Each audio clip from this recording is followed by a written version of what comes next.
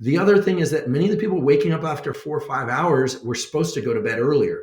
Remember, melatonin puts you to sleep but doesn't keep you asleep. So many of these people might be going to bed at 11 o'clock, waking up at 3 or 4 a.m., going, here I am again, when actually they need to go to bed at 9.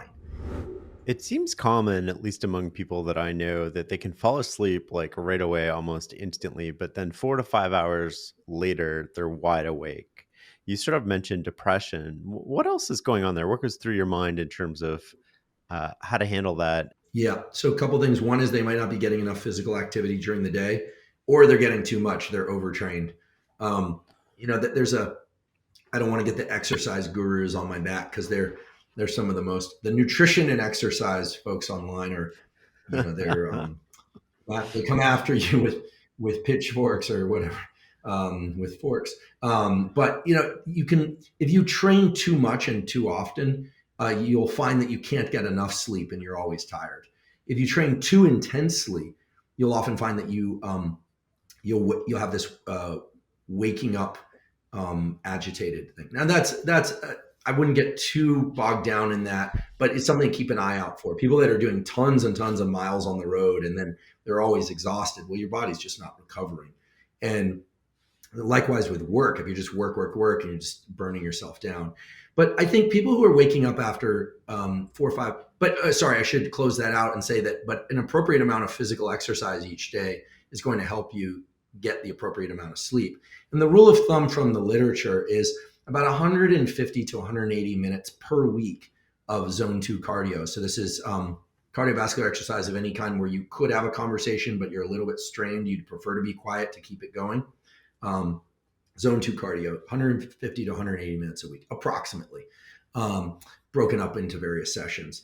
And then it's very clear that the body and brain and the skeletal system and the muscular system benefit from a minimum of 6 sets per body part per week just to maintain muscle. I'm not talking about people building muscle. I'm talking about people like my mom, who's in her late 70s, should be doing 6 sets a week of quadricep work. And the intensity of that and so forth is a full discussion that we don't have time for. But people need to maintain their strength. So 6 sets would be the minimum. And of course, if people are doing sets to failure and drop sets and assisted reps and all that, that's a different business, right? Because then I'm talking about the typical person. That will help sleep, the 150 to 180 minutes of zone 2 cardio and getting resistance exercise, 3 or 4 times a week. You're going to be a much more fuel efficient, better sleeping, more focused system without question. There's tons of science to support why that's the case. In fact, there's this really cool study I'll just mention that was done at Stanford recently by my colleague, Tony Weiss-Corey, where they take the blood from exercised individuals and they infuse it into non-exercise individuals, and all sorts of aspects of brain function improve. There's actually stuff secreted from the muscles that then go off to the other organs. This makes total sense when you hear about it because you think, well, how could that be? But the rationale is that the other organs of the body don't know what the other organs of the body are doing. So they need to receive signals. So when the muscles are working, the brain says, oh, I need to keep the neurons that are responsible for motor function and memory. They saw improvements in memory in Alzheimer's patients in this study. Really amazing. So there's that. There's the exercise and effort component. I don't think we were designed to just think and scroll and text. I think we were designed to move, and that's vitally important, provided we don't do it to excess. The other thing is that many of the people waking up after 4 or 5 hours were supposed to go to bed earlier. Remember, melatonin puts you to sleep but doesn't keep you asleep. So many of these people might be going to bed at 11 o'clock, waking up at 3 or 4 a.m., going, here I am again, when actually they need to go to bed at 9. Now, there's this weird asymmetry in the way that our system is built, in that we can push through fatigue, but it's very hard to make ourselves fall asleep. So some people need to discover that they actually were meant to go to bed earlier.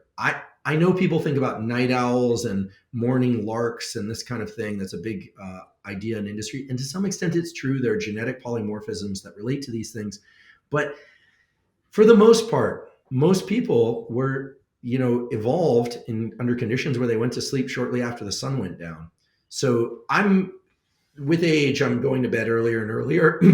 I realize there's some lifestyle factors too, but I do think that there is something powerful about going to bed a little earlier. There, I keep asking Matt Walker if there's any science to support this, and he tells me no. But I find, and many people find, that every hour of sleep before midnight recharges them more deeply than the hours after midnight. And I don't know what this is, but I find if I go to bed at 9 o'clock and I'll sometimes wake up at midnight, I'm like, it's only midnight. What am I going to do? But then I fall back asleep. I'll wake up at 3 or 4 a.m. and I'm ready to go.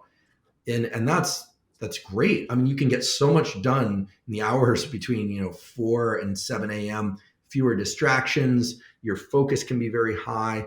The problem is most people are going to bed late. They're waking up at 4 or 5 hours later. Then they're scrolling on their phone because it's a very kind of passive sensory input.